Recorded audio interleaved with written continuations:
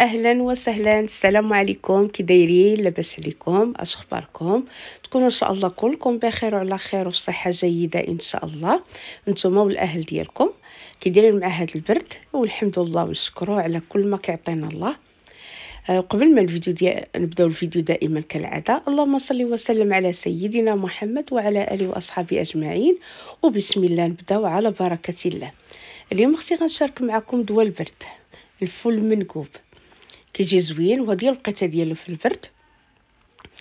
كيجي بهذه الطريقه، طيبوا بهذه الطريقه راه غيعجبكم يعجب وليداتكم، وضروري تعطيوه للاسر ديالكم. يعني القطاني ضروري تكون حاضره في الاسبوع، راه ضروري هي اللي كتسخن في هذا البرد، كتعطي المناعه.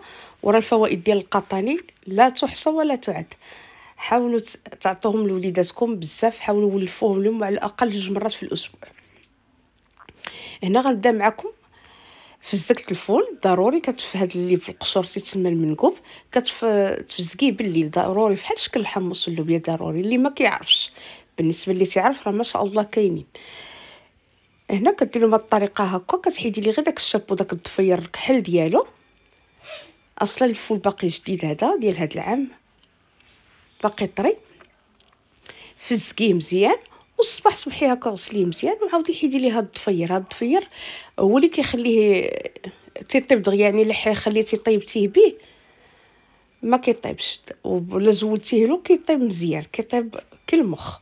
هنا بعد ما نقيته كامل غسلته، كنشاركو معكم غديريه في الكوكوط. عاود الغسله الثانيه غسلته باش تشوفوه مزيان. هنا غنضيف ليه العطريه،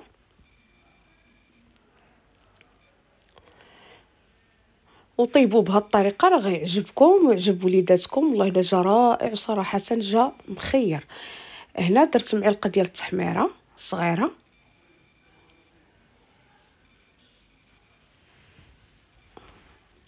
واللي كيبغي اللون بزاف يدير حتى 2 معالق. هنا راه كنطيبو بلا ما طيشه لا بصله لا حتى حاجه. تبعوا هذه الطريقه راه كيجي رائع.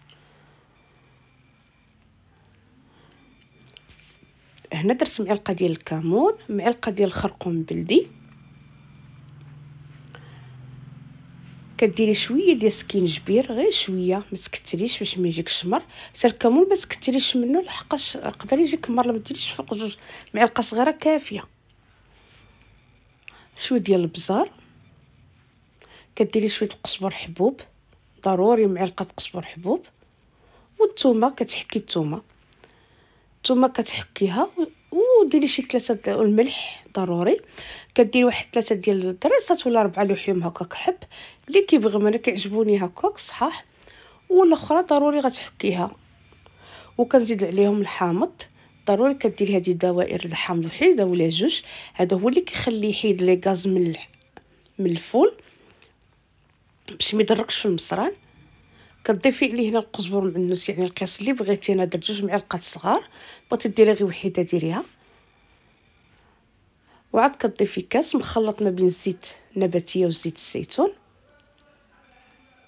وكتمرقيه. يعني عطيه حب الثومه كيشتي، انا درت ديك 3 دريسات ولا 4.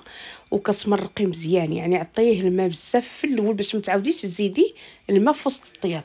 الا تحليتي ولقيتيه باقي ما طابش وزدتيه الماء كيعنصص، يعني ما كيبغيش يطيب دغيا.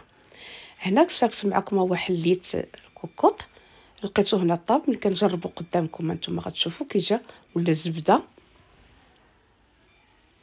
كيجي زوين، كيجي بزاف، كيولي حتى كيولي هكا كي الزبده طايب. انا جربته معكم 2 مرات قدامكم.